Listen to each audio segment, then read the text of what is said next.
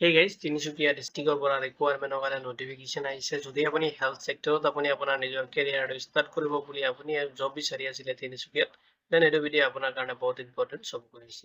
মই আজি হেল্থ ছেক্টৰৰ পৰা যিটো নটিফিকেশ্যন আহিছে ইয়াৰ ডিটেইলছখিনি চিষ্টেমেটিক এটা প্ৰভাইড কৰিম।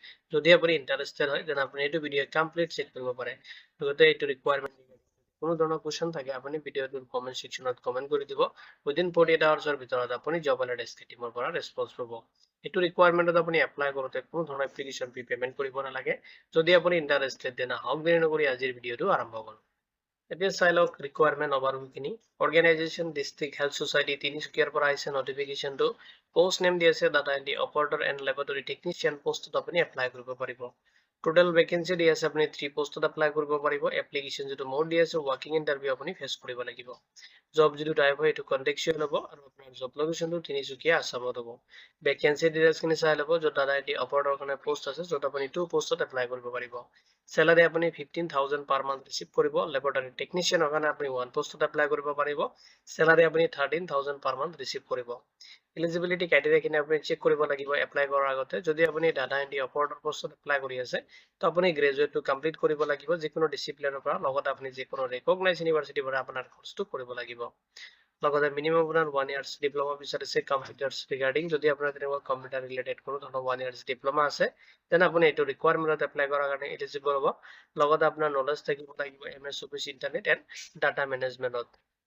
নেক্সট আপোনাৰ বিচাৰিছে ইংলিছ যিটো টাইপিং স্পীড হয় সেইটো আপোনাৰ 35 to 40 ৱৰ্ড আপুনি পাৰ মিনিটত লিখিব লাগিব। তেতিয়াহ'লে আপুনি ডাটা এণ্ট্ৰি অপাৰেটৰ পোষ্টত এপ্লাই কৰিব পাৰিব। লেবৰেটৰী টেকনিচিয়ান য'ত বিচাৰিছে আপুনি যদি হাই ছেকেণ্ডাৰীটো কমপ্লিট কৰিছে ছায়েন্স ষ্ট্ৰীমৰ পৰা তেতিয়াহ'লে আপুনি এইটো ৰিকুৱাৰমেণ্টত এপ্লাই কৰিব পাৰিব।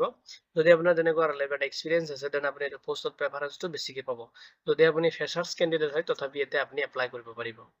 চিলেকশ্যন যিটো প্ৰচেছ দি আছে আপুনি ফ'ল' কৰিব লাগিব ষ্টেপখিনি। ফাৰ্ষ্টত আপোনাৰ ডকুমেণ্টছ ভেৰিফিকেশ্যন হ'ব আৰু ডকুমেণ্টছ ভেৰিফিকেশ্যন কমপ্লিট হোৱাৰ পিছত আপুনি ৱাকিং ইণ্টাৰভিউ ফেচ কৰিব লাগিব। সেইটো এটা ষ্টেপত আপোনাৰ যিটো চিলেকশ্যন প্ৰচেছ হয় সেইখিনি কমপ্লিট কৰা হ'ব। কি ডকুমেণ্টছ ৰিকুৱাৰ হ'ব আপুনি এপ্লাই কৰোঁতে আপুনি কেৰি কৰি লৈ যাব লাগিব ৱাকিং ইণ্টাৰভিউৰ টাইমত। য'ত আপোনাৰ অৰিজিনেল যিখিনি এডুকেশ্যনেল চাৰ্টিফিকেট মাৰ্কশ্বিটখিনি থাকে সেইখিনি আপুনি ডকুমেণ্টছখিনি ল'ব লাগিব। আৰু লগতে যদি আপোনাৰ এক্সপিৰিয়েঞ্চ চাৰ্টিফিকেট আছে এইখিনি আপুনি লৈ যাব। যদি আছে লৈ যাব, যদি নাই এইখিনি আপুনি ল'ব নালাগে। চেল্ফ এটাচ কৰিব যিখিনি ডকুমেণ্টছ আছে ফটোকপি কৰিব আৰু তাতে তলত আপোনাৰ চিগনেচাৰ কৰি কিনে চেল্ফ এটাচ কৰি কিনে তাতে ছাবমিট কৰিব লাগিব। লগতে আপোনাৰ ৰিচেণ্ট পাছপোৰ্ট চাইজ ফটোগ্ৰাফ লৈ যাব লাগিব। ৱাকিং ইণ্টাৰভিউ ভেন্যুখিনি দি আছে আপুনি চেক কৰিব পাৰিব। য'ত আপোনাৰ ৱাকিং ইণ্টাৰভিউ যিটো ডেট দি আছে 20 জুন 2026 হ'ব। আৰু আপোনাৰ যিটো ৰেজিষ্টাৰ টাইম দি আছে মানে আপুনি যেতিয়া ৰেজিষ্ট্ৰেশ্যন কৰিব 9 AM ৰ পৰা 12 noon লৈকে তাতে আপুনি যাই কিনে ছাবমিট কৰিব পাৰিব আপোনাৰ ডকুমেণ্টছখিনি। আপোনাক তেতিয়া ৰেজিষ্ট্ৰেশ্যন কৰাৰ পিছত আপোনাৰ ইণ্টাৰভিউটো ষ্টাৰ্ট কৰা হ'ব। তো ভেন্যুটো দি আছে ভেন্যুটো আপুনি নোট কৰি ল'ব। যিটো আপোনাৰ কনফাৰেন্স হল দি আছে ডিষ্ট্ৰিক্ট প্ৰগ্ৰাম মেনেজমেণ্ট যিটো ইউনিট আছে যিটো national health mission Tinsukia Assam এইটো এড্ৰেছ আপুনি নোট কৰি ল'ব আৰু এইটো এড্ৰেছত ভিজিট কৰি কিনে আপুনি ৱাকিং ইণ্টাৰভিউ ফেচ কৰিব লাগিব। ইম্পৰ্টেণ্ট যিখিনি লিংক আছে ভিডিঅ'টোৰ ডিছক্ৰিপশ্যনত আপুনি চেক কৰিব মই প্ৰভাইড কৰি দিম। লগতে আপুনি জব এলাৰ্ট পৰ্টেলত লেটেষ্ট জবৰ আপডেটৰ কাৰণে ভিজিট কৰিব পাৰে। যদি এইটো ৰিকুৱাৰমেণ্ট ৰিগাৰ্ডিং কোনো ধৰণৰ কুৱেশ্যন থাকে ভিডিঅ'টোৰ কমেণ্ট ছেকশ্যনত কমেণ্ট কৰি দিব।